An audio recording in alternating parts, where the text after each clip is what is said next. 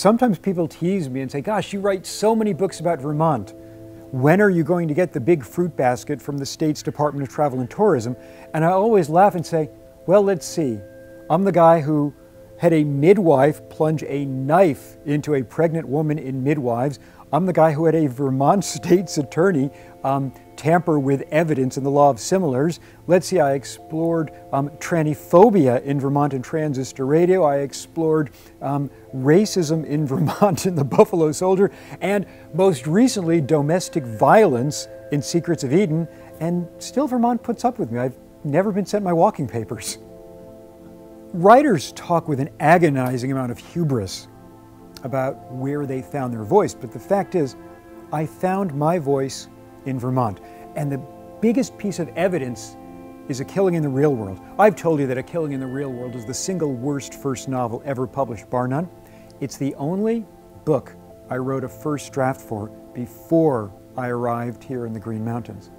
But the reality is that I never would have written a book like Midwives had I not discovered Vermont.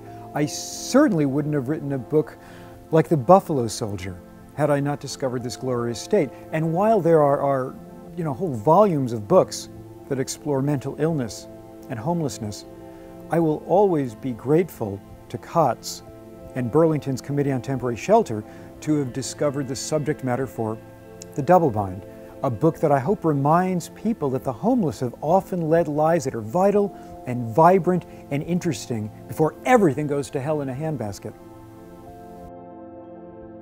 Vermont is also a great place to be a novelist because we are a microcosm for the issues that matter most to the other 49 states. We are not merely this agrarian or cultural backwater. We might not be as hip as the Lower East Side, but the issues that matter to us in the Green Mountains matter to the other 49 states, whether it's home versus hospital birth, the environment versus development, or all that baggage we bring to gender and sexual orientation. Vermont, time after time, is ahead of the curve, which is why this is a terrific place for me to do what I do. I can't tell you how many times I've been riding my bike around Addison County when I've had to pull over and take out a scrap piece of paper from my bike shirt and a pen and scribble some notes.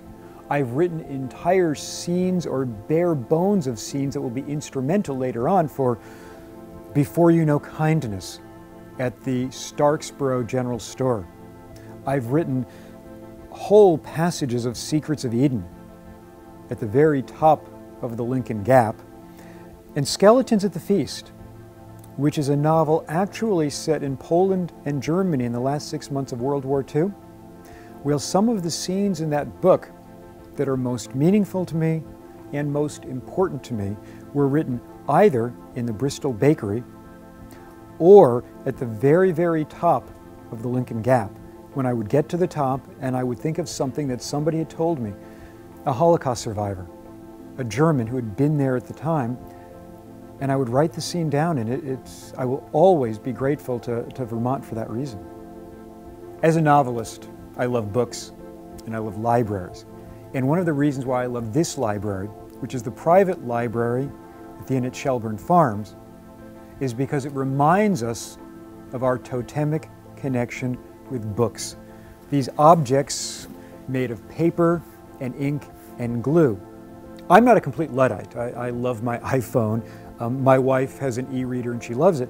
But I love the idea of touching and smelling books. For example, here you can find the Bookhouse children's books. I remember these from my childhood. They belonged to my grandmother.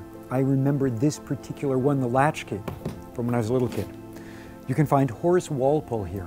Horace Walpole wrote what is arguably the first Gothic novel ever, The Castle of Otranto. And you can find Dickens, you can find Melville, Mary Shelley, Molière, all right in this one room.